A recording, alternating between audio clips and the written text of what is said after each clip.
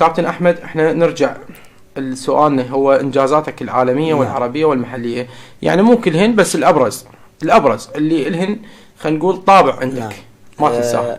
أولمبياد لندن الميدالية الفضية اللي هي أول إنجاز للبارالمبية يعتبر. يا سنة 2012.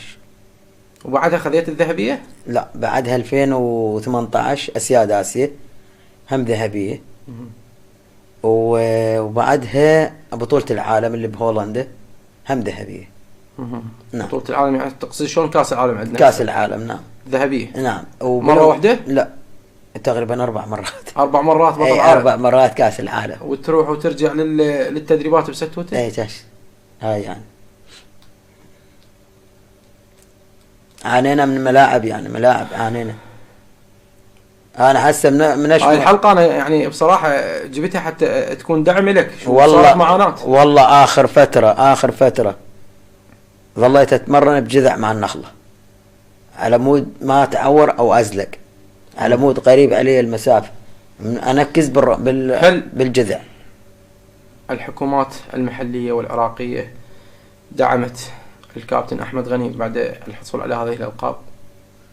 والله هسه الدعم صار طشة عندهم. شلون؟ اللي خلف الكواليس يدعمونه. شلون يعني خلف الكواليس؟ يعني اكو شخصية بارزة يدعمينه هوايد يدعمونه من شو اسمه. اما الشخص يعني اللي ياخذ له فترة يعني ما يسافر. اخر شيء مال باريس. مال باريس انا الفئة مالتي ما اجت من الاي بي سي، من اللجنة المنظمة. يعني انا ما خافي نفسي او احمد تخاذل عن الانجاز.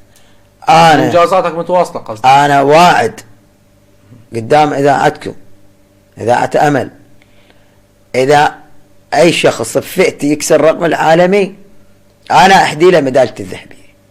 والله العظيم والله العظيم وعد، لان انا سويت رقم عالمي وحاليا بكل محفل دول 43 متر.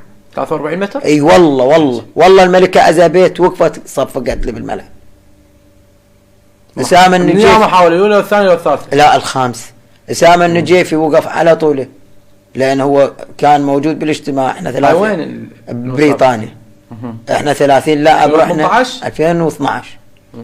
رحنا 30 لاعب ولا واحد جاب انجاز. يعني الحكومة المحلية ما دعمتك؟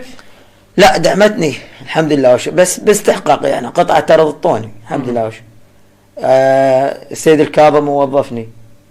تحية كبيرة الاستاذ عبد الحسين عبطان وزير الرياضة والشباب 2016 من رحنا للبرازيل وصلوا له صورة لعبتنا اللي هي لعبة سياحية، لعبة ترفيهية مع ذوي الاحتياجات الخاصة. راح ويانا مع الوفود ولبس الزي الرياضي مع الوفد اللجنة البارالمبية. تحياتنا كبيرة إلى طبعا.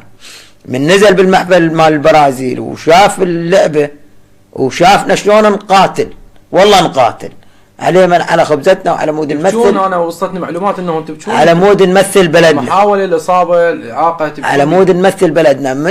من شاف الانجاز وقف على طوله وقام يصفق لنا وعينا واحنا بنفس الملعب قال انتم انه هو صاحب الفضل عليكم تسوون الاصحاء بانجازاتكم. جيد والله العظيم. وغيره من الوزراء من دعمك؟ والله بصراحة وزراء لا ما دعموك. لا ما اشوف يعني. بس عبد الحسين عبطان. لا عبد الحسين عبطان رؤساء وزراء. وتحية كبيرة لوزارة العمل والشؤون الاجتماعية استاذ احمد الاسدي تحياتنا. بصراحة حتى استاذ عادل تحياتنا له. الركابي عادل الحاشوش الركابي تحياتنا نائب بالبرلمان. بصراحة هدونا يعني بال50 اسم للعاطلين وردود مرة ثانية طونا يعني للناس الفقراء. احنا بنروح لهم نقدم لهم الطلب بصراحة يعني دعمونا اكثر من 250 اسم. بارك الله. والله شاهد للناس البسطاء وللفقراء. وتحية كبيرة مرة ثانية للأستاذ أحمد الأسدي